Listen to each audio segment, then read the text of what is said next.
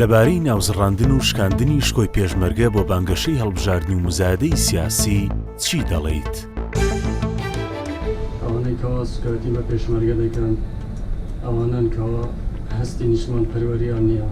بەڕاستی ئەگەر پێشمەرگە نەبووە وەزی کوردستان ئەوە نەدەما، دەبێ ئێمە ئەو قوربانیانەی پێشمەرگەمان لە پێش چاو بێت کە چەندان قوربانیاندا، بەڵام حەیف ئێستا کەسانێک بەس لە پێناو بانگەشەی هەڵبژاردن سوکاتی بە پێشمەرگە دەکەن. ئەوانەی سوکاتی بە پێشمەرگە دەکەن کوردنینە و خۆفرۆشن، زۆر بەداخۆ بۆ ئەو شەخصانە، بەداخۆ بە ئەو لایەنانەی کە پێشمەرگە بەکاردین بۆ بانگەشەی هەڵبژاردن. پێشمەرگە ئەوەندە بچووک نییە ئەو لایەنانە بەکاری بینین بۆ بانگەشەی هەڵبژاردن.